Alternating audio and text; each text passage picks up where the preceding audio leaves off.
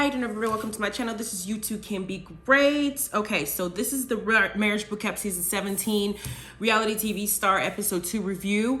Before I begin, I'm going to do Love After Lockup Episodes 1 through 6. I believe in one big, nice little review, just touch on the most important things that we need to talk about tonight if I have time. And then tomorrow, I'm going to review a show on Netflix I think that y'all need to go ahead and go and listen to and go watch. But also, go into my link in the little box, click on the bio or the little description box. Go ahead and follow my other channel, Knowledge is Power, because it seems like YouTube has already deleted 3 of my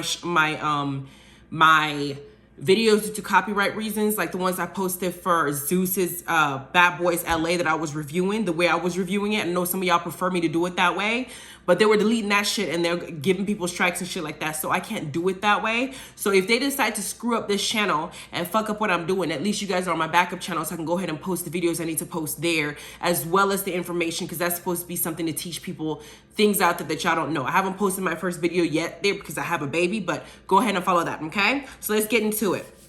We got A1 and Lyrica fighting, and they're starting off where they left off. Now, the situation with them is Lyrica is basically not fucking with A1 anymore, in the sense that she don't want to hear no more excuses.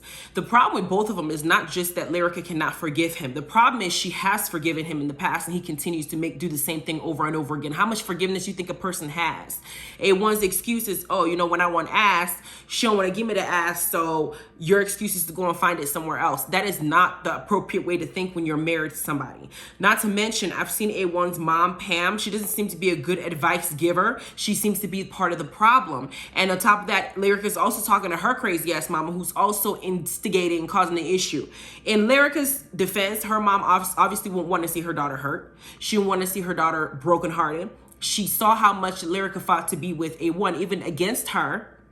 Probably because Lyrica's mom also saw signs prior to Lyrica marrying A1 of his infidelity ways. So as a mom, you don't want to see your daughter breaking. So she has a huge vendetta against A1 because he keeps hurting her child. The fact of it is these two are choosing to stay together. So even if you as a mom don't agree with the situation, if they make a choice to stay together and they are married and they're as old as they are, they should know better. I can't feel sorry for her at that point. So she has to just deal with whatever the situation comes with. But now y'all at Marriage Bootcamp trying to fix your marriage, and A1 is expecting the slate to be wiped clean. Are you serious? That's naivety is what baffles me the most, because in my mind, his remorse is not showing more so than him wanting to be forgiven.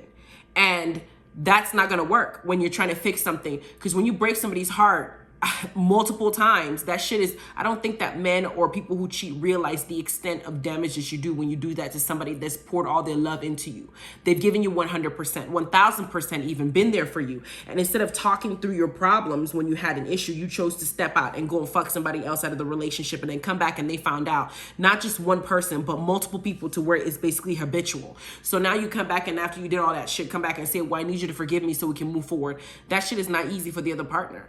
At the same time, Lyrica, if she can't forgive him, then you need to just leave that relationship and start over and let somebody else deal with his ass. Then we got, which they have since divorced, we got Kastan and K. Michelle. K. Michelle is forcing him to make a decision to have a baby with her. I don't know the extent of reality when it comes to their storyline, if it's true or not. Because I know that when this was filmed, we were still in quarantine. A1 and Lyrica may have been trying to fix it, because I know they went on Zeus and did the conversation and stuff like that. We don't know if Mariah, Lynn, and Rich were cozied up and fucking each other during the pandemic. But we do know that K. Michelle doesn't really come out mostly about the people that she's dating. She just makes a lot of love heartbreak songs, and how she doesn't trust men, and how they hurt her, and how they break her, and how she's been abused and shit like that. So to have Kastan, who seems like a pretty level-headed person that can handle her this out of the media, she's now controlling the situation. My husband said something about K. Michelle that he heard when I was watching the first episode, where he said that he doesn't feel like K. Michelle respects him as a man, that she may be the type of person, in a sense, that she's so used to abuse that she's not able to respect somebody unless they're dogging her ass out. And you have a man like Kastan, who seems mellow-headed, cool, collected, and she's basically trying to run his ass over. How do you sit there and tell a man to give you an answer of when he wants kids with you, but marriage is not a conversation you're having? It's like you're going backwards. Are you trying to trap him with the baby? Because that's all you want from him is the baby. The rest of him don't matter. That's what it's coming off as, and maybe that's how he perceives it. But then we get to Rich and Mariah Lynn's relationship, and all I can say to myself is, y'all bitches need to convince me that this is even a relationship at all.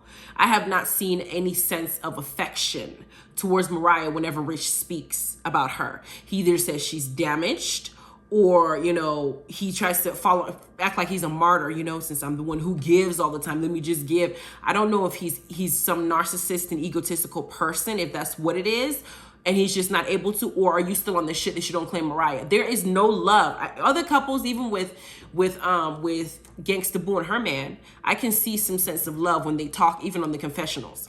When it's Mariah Lynn and Rich, even in the confessional, he's talking shit, and it doesn't seem like they have any affection towards each other. So I'm like, are y'all pretending to be together because of this check? I know y'all were together in the past, you know, but is this a check thing? I don't know. But then we have the rap battle scene coming where they got to come up with a rap, and the rap has to incorporate whatever things that they have within themselves that they don't feel with the other person in a marriage is doing, like, or the relationship is doing, in order for them to move forward. Like, what are you doing? So they do the rap battle, and with Gangsta Boo and her man, he did a very good job with his rap. He was very good with expressing himself and saying how he felt and what the differences are in his relationship and how he feels like he's not being heard, which he said before, and her attitude is an issue. But the main thing that I took out of the resentment part of it is Gangsta Boo explains how he does not protect her with his family members, which is a huge deal in a relationship. Now, I can go to my family and I can vent about my husband, but they will never fix their mouth and say something to my husband that would be rude or interfere in our fight to the extent that it just comes off like they don't know where their boundaries are.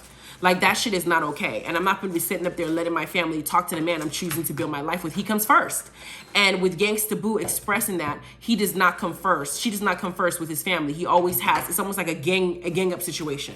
I'm already mad at you. We've been together for 7 years. You didn't express certain things to your family to where they're comfortable enough to now insert themselves into our fight. So it's me against you and the entire family. We've been together for 7 years. What kind of relationship is that? So that was a huge, big red flag that she said. And I can see how she can talk down to him the way she does. Because he said that he gets the vibe that sometimes she doesn't respect him in the previous episode.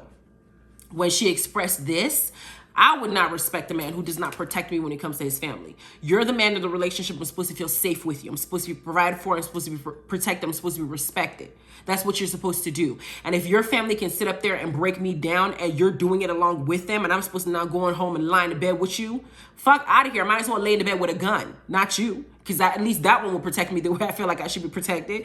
Then we have K. Michelle and Kastan go. Kastan basically in his rap talks about how K. Michelle treats him in a sense like it's kind of, you know, a little bit demeaning to him. You know, she wants things her way. She wants to have her kids. She doesn't just want a kid. She wants it to be a girl. If it's a boy, she's not taking those eggs. Like, she wants it to happen. She's like, I have this fairy tale life. I have how I plan things. But the person you want a fairy tale with is just there as like a tool to help you have the kids.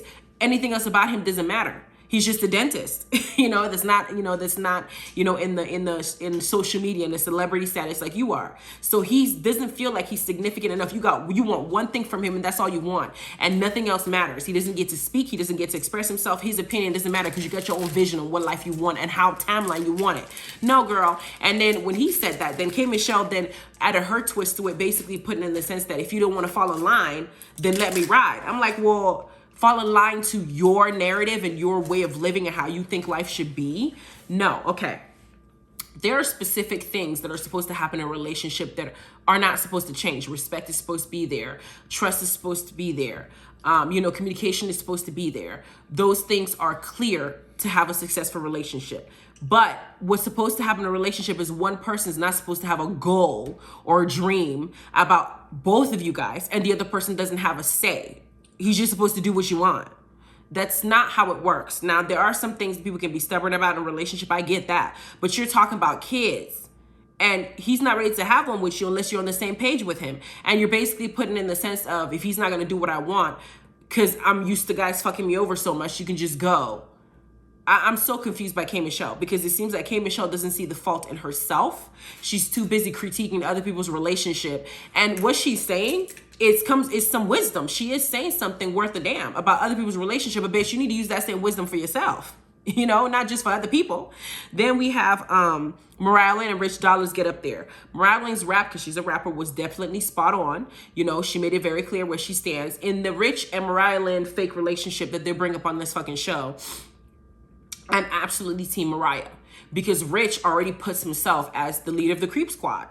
The people who are known for insulting women to the highest level I've ever seen on national television. We got Peter, who then fucked over Tara, who's been with him for over 10 years, gave him 3 boys. He went and married a girl he knew for less than a year.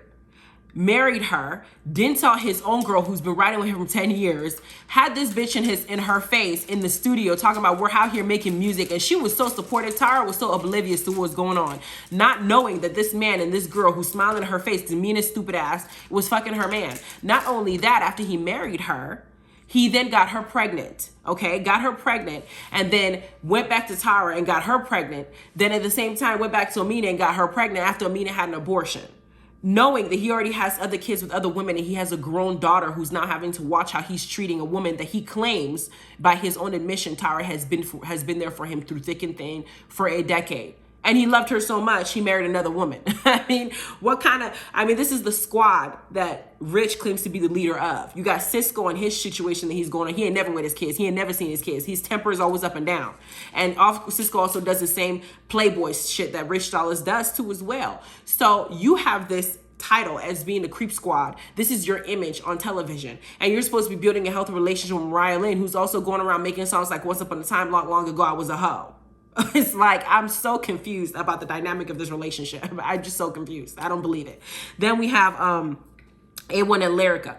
And of course, it's the same drum that we've been hearing since they showed up in Love and Hip Hop Hollywood. A1's infidelity, Lyrica's inability to forgive, and Lyrica's infidelity and revenge to A1's infidelity. I would have some deep-seated resentment towards my husband if he did the same things that A1 has done to Lyrica, to the extent that he has embarrassed her and humiliated her. It's unbelievable. At this point, I don't think that it's reparable. It's repairable. I don't think it is. I don't think that you can cheat on somebody so that many times as your wife and think that person can still be the same person they were when they first met you. Because A1's own thing is, well, I don't want Lyrica to keep reminding me of all the wrongs I did when I cheated on her, because it makes me feel like a failure. And Lyrica's like, you're worried about how you feel when I say what you did to me, but you don't know, you haven't stopped doing it. You know, we'll be good. We renewed our vows because you wanted to start over. We had a whole baby because you wanted to have a family. I was fucking you to have that baby. Hell, I was complaining that you weren't even fucking me enough. Now that you done cheated on me and I pulled all the way back, you want to now complain because I'm not giving you sex? I was giving you sex and you had a baby and you cheated on me after we renewed our vows. Now, and when we renewed our vows with the understanding that whatever you did in the past, I was going to let go. And after we renewed that shit, you went and cheated again with Summer Walker and had this bitch in my face acting like I did something wrong to her. And you were so proud to tell me, yes, you cheated, and used the excuse that fake storyline with Safari was the reason why you did what you did after we renewed our vows, after I had to take a pregnancy DNA test to prove to you that our son is ours, did everything you asked me for, being supportive of you since you were down, and you want to sit up here and not only let your mama disrespect me, but now go and cheat on some dusty person that showed up all of 2 seconds on TV. Summer Walker was dusty at that time. She's not dusty now, but she sure was then. And you want to sit here now in marriage bootcamp and say that you want me not to remind you of all the things you did wrong to me, and I'm supposed to just forgive you. So what, are we going to have another renewal vows again? Like, I'm so confused about A1's thought process. I think at this point, what A1 should do, if he genuinely wants his marriage to work, with the many times he fucked up, just shut the hell up. Let her vent. However many times she wants to vent, you need to hear it. I'm sorry, because the first time that you cheated, you didn't hear the pain that she expressed. The second time you cheated, you didn't hear the pain that she expressed. The third time you cheated, you didn't hear the pain that she expressed.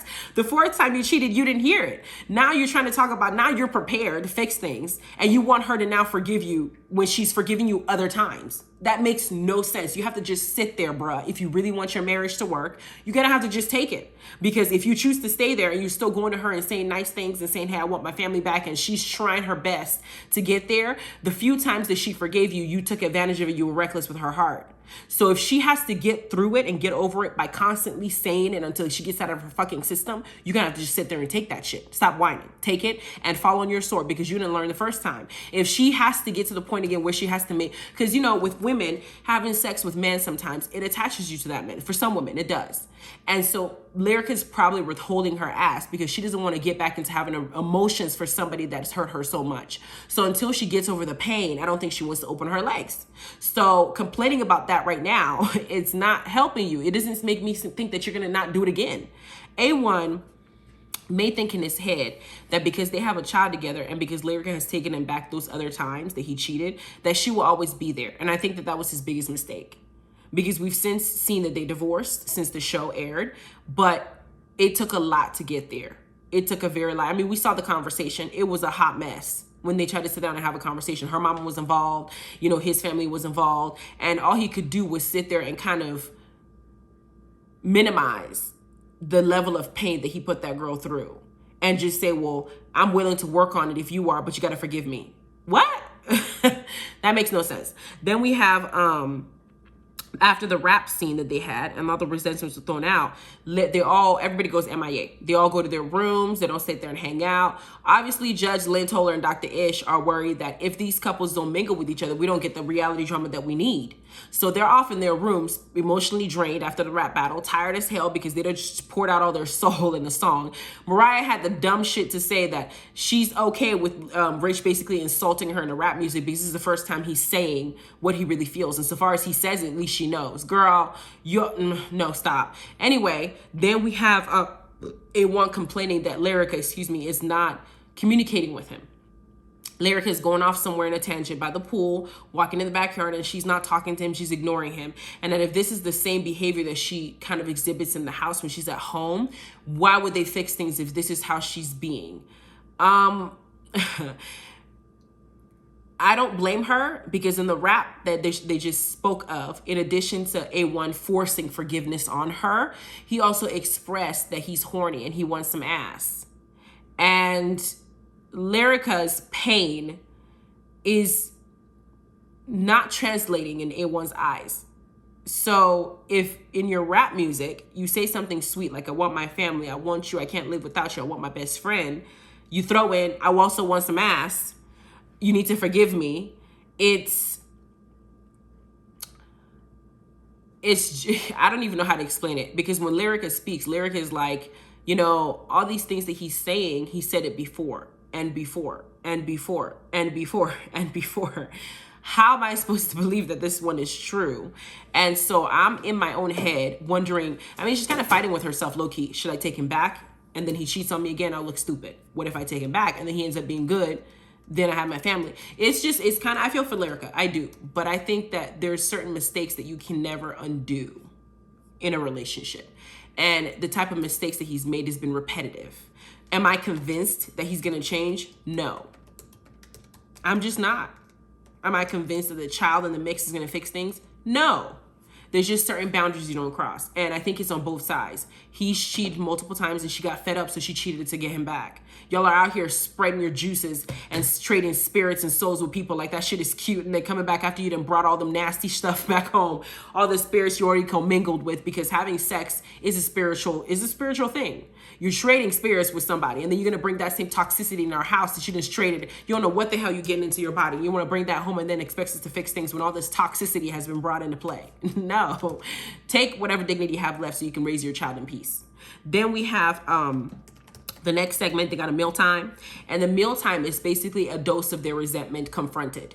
They have to eat whatever it is that they resent each other. If they don't chew, and somebody has to take the blame of whatever the situation is. So Gangsta Boo comes into play, and she brings up the lack of boundaries is what they have to chew up. Somebody has to take responsibility for that.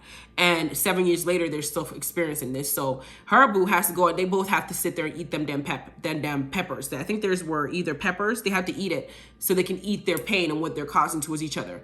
They're all talking at each other. They're not actually listening to each other. That's the irony of it. Every single one of them is doing the same thing.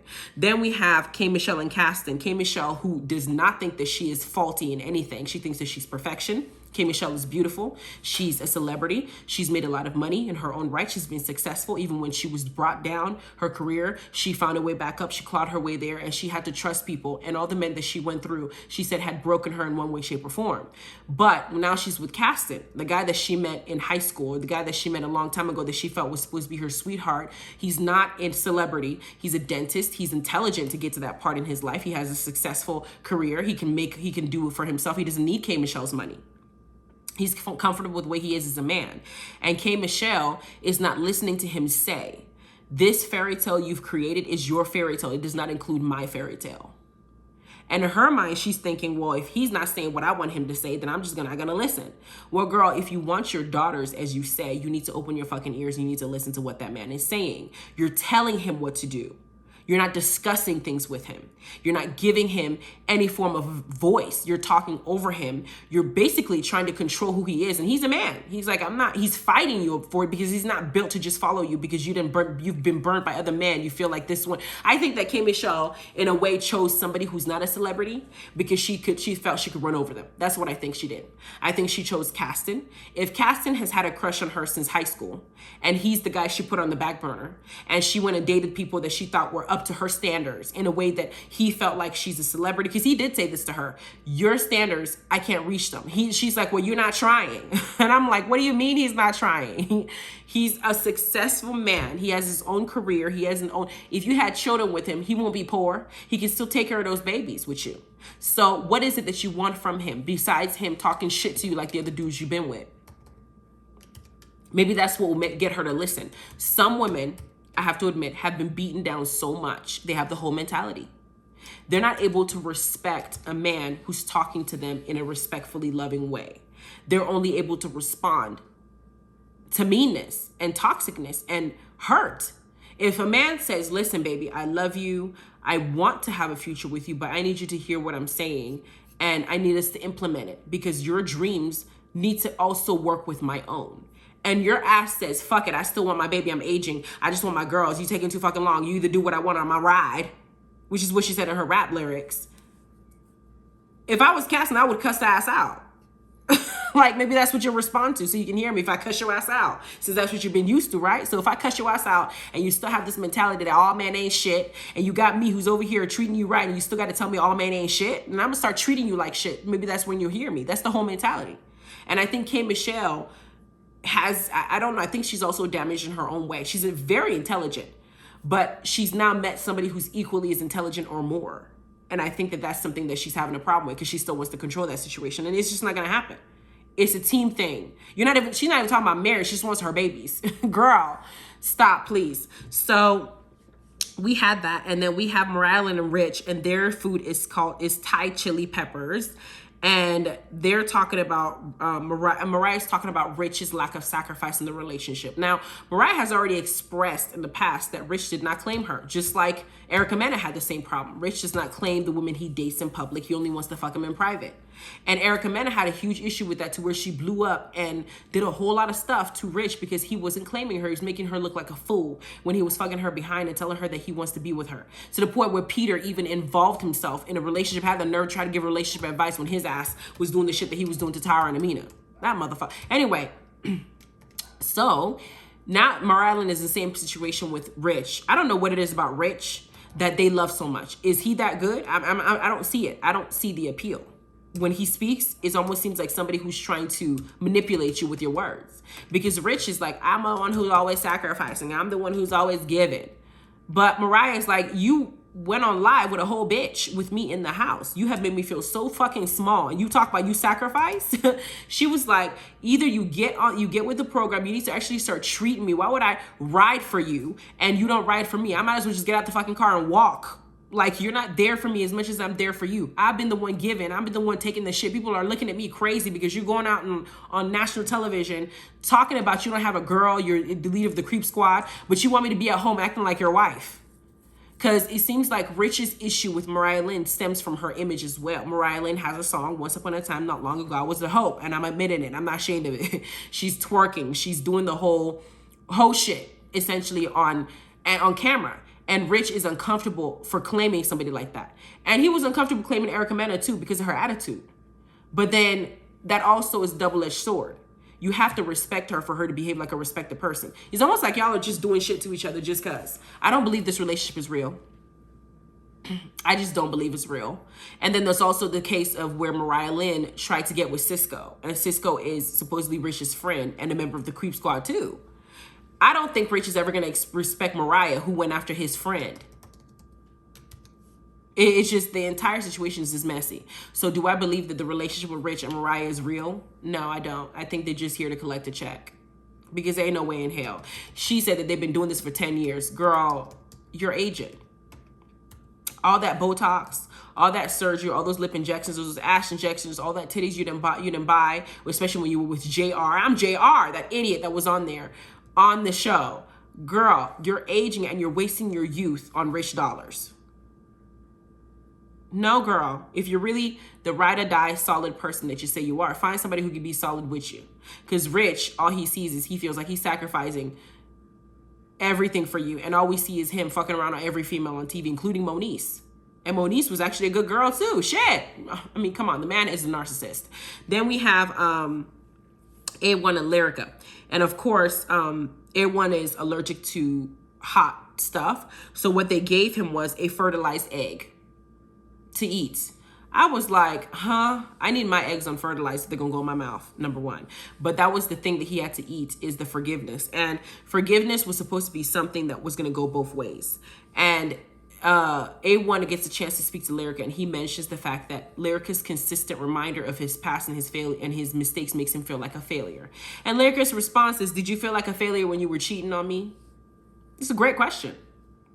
You can't feel like a failure after the fact. When I'm letting you know what you did, you should have felt like a failure before you did it. That's a fact. But Dr. Ish asked a very important question. Lyrica, are you saying those things to him to hurt him, or because you really want him to consider it? She said both. Okay, well, she's hurt, and hurt people. So she's trying to hurt him. But why are you trying to hurt somebody that your marriage boot camp supposedly trying to fix a relationship with? It's contradicting what you're trying to do. If you're here to fix things and you want to fix things with him, why are you trying to hurt him?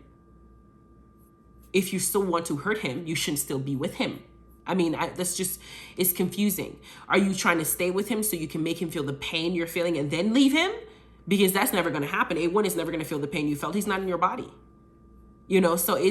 So they both essentially took the blame for this, but they had to eat the fertilized egg, and Lyrica refused to eat it. She wanted A1 to be the one to take all the blame, all the pain, all the punishment. She's at the point like, I'm not taking any of this stuff. And she refused to eat it. Then Judge Lynn told her, comes out to speak and give them her little tidbit of advice. And she says what I said. You guys are listening to respond. You're not listening to actually hear each other.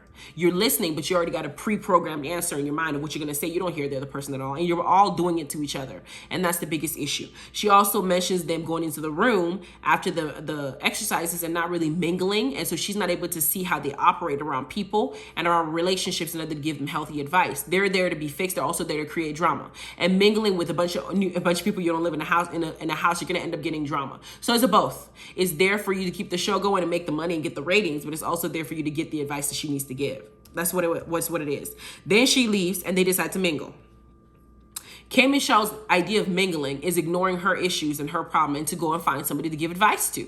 K. Michelle has been beaten down so many times that I feel like she's the type of person that has to be above someone else to feel good about herself. There's some people that are so damaged that they will be insecure if they don't have somebody that they feel in their mind is beneath them to where they have to give them advice. It's a form of envy and jealousy. Mariah Lynn got good advice from K. Michelle, but the very fact that K. Michelle is ignoring the advice that Dr. Ish is giving her and ignoring the advice that her own man Kastan is saying to her, and she goes to Mariah Lynn, who Rich said is damaged, to now speak some healthy advice, which is a good advice, but she's ignoring her own qualms. To go and give advice to Mariah Lynn saying, girl, I used to be like you. I used to talk about my pussy being the best. I used to talk about how good my pussy is because I thought that that's what all the people wanted to hear. And I was hiding my intelligence and basically drowning my light and diminishing myself because I felt like that's what was going to get me where I need to be. And that's what's going to get the men to listen to me. You're doing the same thing right now. I was you. Mariah's like, but Rich needs to know that my pussy's that good. I'm like, Mariah, she's right. He does need to know, but girl, if that's all all you're there for is good pussy, that's gonna get old. There's several good pussies out there. Yours is not the only one.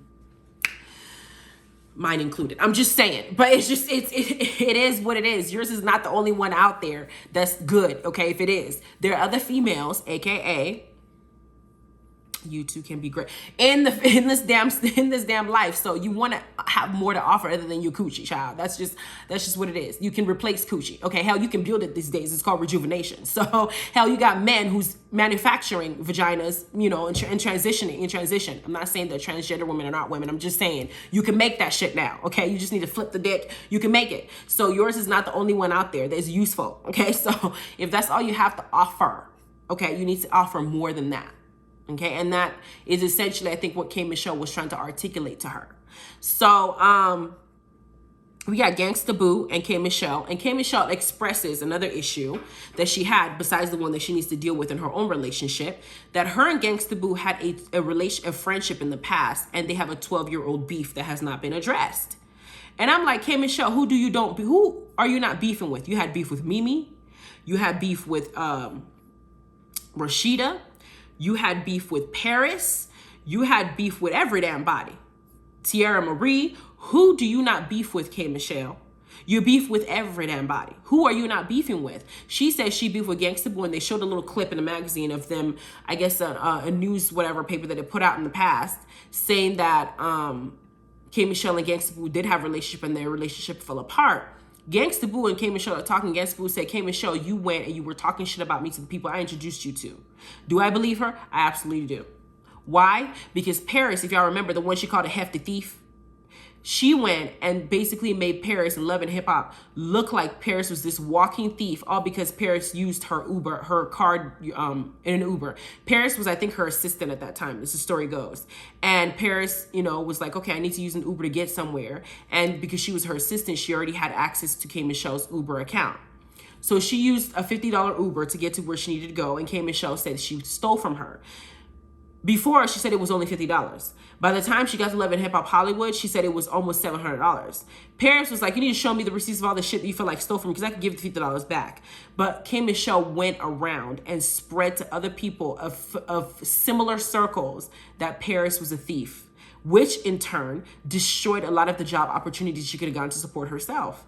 K. Michelle was making Paris look like Paris was beneath her. She said, bitch, I could write you off on my taxes. I could do this, and the other. That's why I said K. Michelle has to feel bigger than people. That's why she downs Kastan as a dentist. Hell, even when he finished his rap, he was pretty good for a dentist. He rapped well. His bars were pretty good. He made some good points. K. Michelle went on the confessional and said, as a dentist, he's great. As a rapper, his bars are not good. She's giving him a compliment by breaking him down. With Paris wanted to face it. And she didn't want to face it. She got off the stage and left and called her ass a hefty thief, because Paris is a big woman. First of all, she was fat shaming her. At the same time that she was insulting her and telling her she could write her off on her taxes, as if Paris was a child of hers that she was taking care of, and she's not capable of taking care of herself as an adult. I believe Gangsta Boo 1000% when she says that K. Michelle was talking shit behind her back to mutual friends that she introduced her to. Why? Because when K. Michelle was done talking to Gangsta Boo, she marched her little loudmouth ass over to A1 and Lyrica's room and already started talking shit about Gangsta Boo, but Gangsta Boo had walked in on her. She was already ready to start talking about Gangsta Boo was crazy. She was ready to start talking shit. And then Gangsta Boo walked in not knowing what K. Michelle was doing, and K. Michelle changed the subject saying she wants kids. And then exited out of the room as quickly as possible, taking A1 with her.